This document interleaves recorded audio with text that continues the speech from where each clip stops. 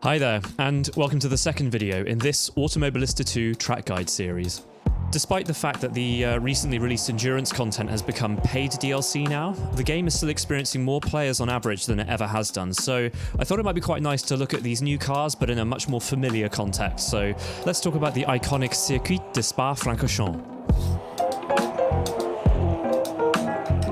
Before we get started with this video, I just want to say a massive thank you to everybody that watched the first track guide that I put out, particularly if you gave me feedback, because there are a lot of very useful points in there which hopefully I will have addressed in this video. So going forward, these track guide videos should just be a little bit better because of that, so thank you again. So let's have a look at the conditions. Similar to last time, we're running a default date, 2 PM, but a green track. So we're running in summer, which means that we're going to be dealing with hot temps and a low grip surface as well. Just like the last video, we're going to be resetting the setup so it's at default and then putting 60 litres into the car. Now, these upcoming setup changes are changes that I make to every single car in AMS2 if it has anti-lock brakes as standard.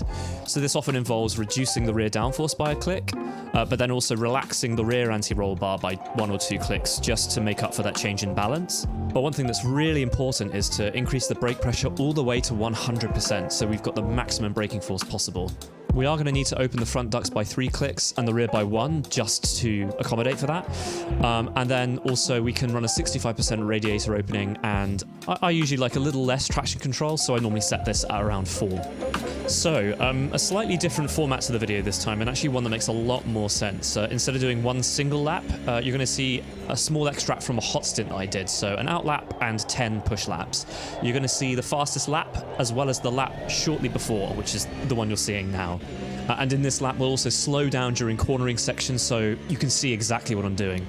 So, for the source, look to the left, and we want to brake just after the 100-meter board, down into second gear, and then confidently turn the car into the apex. You should feel the compression of the car through the wheel as you're moving through the corner. When you do feel that, that's when you know you can get onto the power. Now for Eau Rouge and Radiant, even with this fuel level, it's completely flat all the way through, provided that you follow this line. You want to cut a little bit on the left, and then slowly guide the car through the right and then the left. You want to make sure you're not scrubbing off too much speed, but you also don't want to be too aggressive, because if you slide, the traction control is going to interfere. So you just want to be as smooth and gentle as you possibly can. Now, heading into Les Combes and Malmedy, you want to be looking for the curb on the outside and braking shortly before that, and then trailing into the right, using the throttle to stabilize the car on turn-in. You can cut the curb on the left, but the curb will force a slide out of the car, so just be careful of that. And then with the right, stay in third if you need the rotation, otherwise use 4th gear for better traction. Once again, we're looking for the outside curb to brake into Bruxelles, down into second gear, and once we reach the 3rd set of painted curbs with those little blisters, it's time to slowly apply the throttle and then get ready for Speaker's Corner. You want to dab the brake, turn in, and then when you reach the solid red part of the curb, that's when you can slowly ease onto the throttle, but I mean, as you can see here, I'm sliding through the corner and it's quite messy. Now, look for the LED flag panel on the right. That's where you want to brake for Pouin. Down into 4th gear, turn the car in, and if you can, keep a slightly tight exit out of the first of the 2 lefts. This just means that you can straighten up for the second part of Pouin, and the traction control is not slowing you down. Brake at the outside curb once again, this time for the Fagnes chicane, down to 3rd. If you keep a tight line through the right, then that'll allow you to open up the left a lot more, and in a race situation, that might help prepare a nice send into the upcoming campus corner. But for now, let's just look for the braking point, which again is the outside curb, down into 3rd, and then once we're past the blistered painted curb on the inside, that's when you can slowly get on the power. And then finally, Stavelot, you want to upshift into 5th whilst you're cutting the curb on the inside, just for better traction, because you don't want to be losing out all the way through to the final chicane. Any Project Cars 2 players amongst us will remember just how cursed that curb is in Stavelot, and yeah, during the course of making this video, I learned to conquer my fear of that particular problem. Anyway, it's flat through Blanchiment. If you go too wide on entry or exit, you will get an invalidation. And then heading into the last chicane, we want to brake hard down into second gear, keep it tight through the right, so that once again that we're opening up the left and getting the best exit possible for the end of the lap. And that concludes a lap of Spa-Francorchamps. Now, as I said earlier, this wasn't actually the fastest lap of the hot stint, but the upcoming lap is. So we're going to watch it all the way through with no interruptions. Here we go. Braking just after the 100-meter board, down into second gear. Once you feel the car go through the compression, hit the throttle, and get ready for the upcoming Eau Rouge and Radiant. It might take a bit of practice, but the more confident you can be on throttle out of La Source, the more time you'll just gain all the way through to the end of the Kemmel Straight. So cut the left, turn right as the curb ends, and smoothly guide the car up the hill just to make sure that we're keeping the speed as high as we possibly can. Now, the majority of our braking markers from here on out are going to be outside curbs, so look for the outside curb heading into Les Combes, and just before it, just to be safe, hit the brakes, down into third, using the throttle to stabilize the car on turning because it's very easy to lose the car through the right, confidently cutting the curb through the left, and then guiding the car smoothly through the right. Again, we're looking for the outside curb to brake for Bruxelles, but then we want to look immediately inside, and once we're past the first, second, then the third painted curb, get on the throttle. Braking for Speaker's Corner is a bit of guesswork, but you want to dab at the brake, turn in, and then throttle once you hit the solid red part of the inside curb. You can see compared to the previous lap, the line here was much better.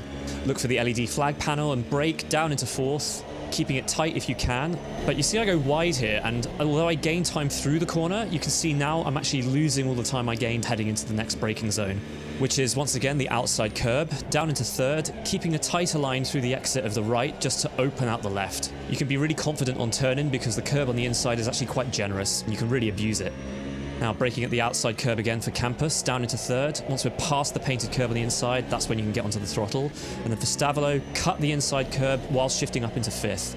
Yeah, and you can see just through Campus and Stavolo, by doing that compared to our previous fastest lap, we've actually gained a full 1/10 of a second, so it's definitely worth trying to unlearn any bad habits that Project Cars 2 might have inflicted on you. It's flat through Blanchiment, but just be gentle with the car, don't want it sliding, and then if you can see it, when you pass the red posts on the outside, that's when you want to brake for the final chicane. Down into second, commit to the right, and keep it tight so that you can open up the left a bit more, and be confident with power once you're through the corner. And then that concludes a lap of Circuit de Spa-Francorchamps.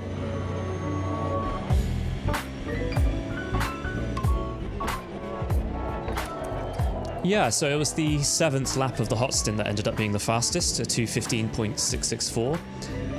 You'll notice as well, laps 1, 2, 3, and 4, there's a significant rate of improvement there, and that's just purely because I went into this hot stint completely cold. So just took a while to get used to the car track combo, and then once we're at lap 4, I'm hitting 2-minute 15s all the way through, right the way through to the end of the 10th lap.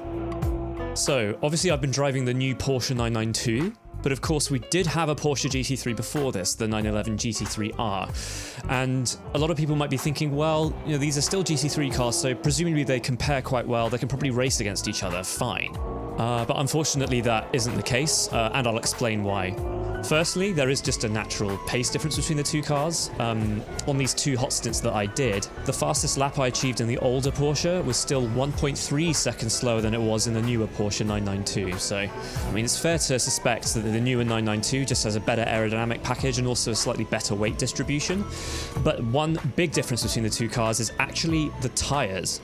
So here we're hopping on board the final lap of each hot stint. We've got the 911 GT3R on the left and the 992 GT3 Gen 2 on the right. And you can already see the 911 GT3R, the older Porsches, got significantly worse tyre wear compared to the newer car. And if we jump to the latter part of the lap, you'll see exactly what's causing this wear. Basically, the older Porsche just really struggles in this latter part of the lap. You can see the rear tyres well over 100 degrees, whereas compared to the newer Porsche, the tyre temps are in a much better window, and what you're seeing is actually the difference between Pirelli tyres on the older car and Michelin tyres on the newer car.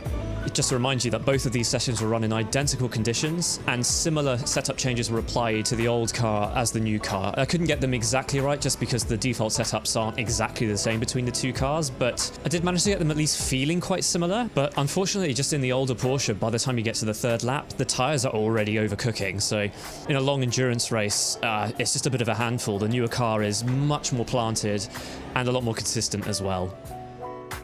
Well, there we go. That concludes the track guide for Spa. Obviously, it's a circuit that people know very, very well, but I still hope that there were some elements of this video that proved useful to you in terms of, you know, feeling comfortable with GT3 cars around the circuit, or maybe just a little bit more familiarity.